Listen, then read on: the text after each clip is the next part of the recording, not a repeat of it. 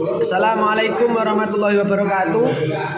Saya Muhammad Irfan Latuf dari kelas MPI kelas C. Di sini saya akan menjelaskan mata kuliah pengantar studi Islam, yaitu Islam dan tantangan modernitas. Islam modern secara bahasa berarti baru, kekinian, dan akhir.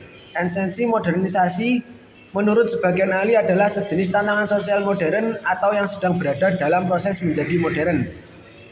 Modernisasi memang sangat luas artinya, mencakup proses memperoleh citra baru seperti citra tentang arah perubahan atau citra tentang kemungkinan perkembangan.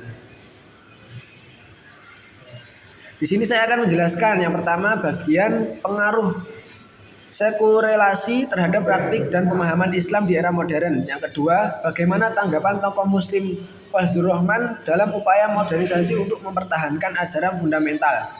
Yang ketiga, bagaimana ajaran Islam menghadapi krisis lingkungan dalam konteks modernisasi. Tujuannya yang pertama, untuk menjelaskan era sekulerasi terhadap praktik dan pemahaman Islam di era modern. Yang kedua, menambah wawasan kepada para pembaca tentang tantangan dan peluang yang dihadapi umat Islam dalam konteks modernisasi. Yang ketiga, menganalisis tanggapan tokoh Muslim. Yang keempat, mempelajari bagaimana ajaran Islam menghadapi krisis lingkungan dalam konteks modernisasi. Yang kelima, memberikan pemahaman tentang dinamika interaksi Islam dengan perkembangan sosial, politik, dan budaya di era modern. Pengaruh sekurelasi terhadap praktik dan pemahaman Islam di era modern. Globalisasi menunjukkan perubahan dalam perkembangan di bidang komunikasi, teknologi, transportasi, dan informasi. Dari perubahan tersebut menjadikan dunia semakin sempit karena segala sesuatu semakin mudah dicapai. Tanggapan tokoh Muslim Fazlur Rahman dalam upaya modernisasi untuk mempertahankan ajaran fundamental.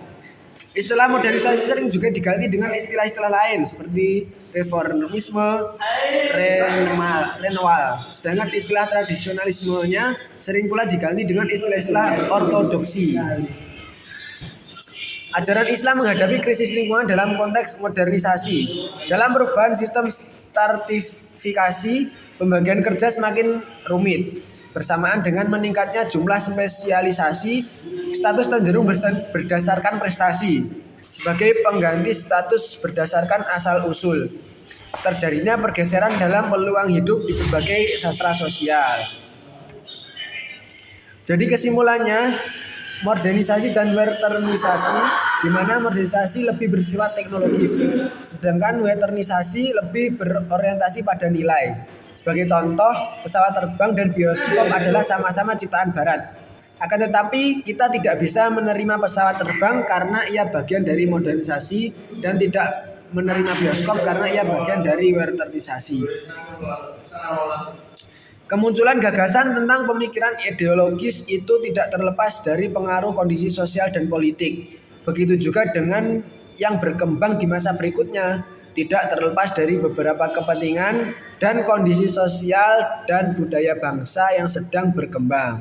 Sekian penjelasan dari saya. Jika ada kurang lebihnya saya mohon maaf. Wassalamualaikum warahmatullahi wabarakatuh.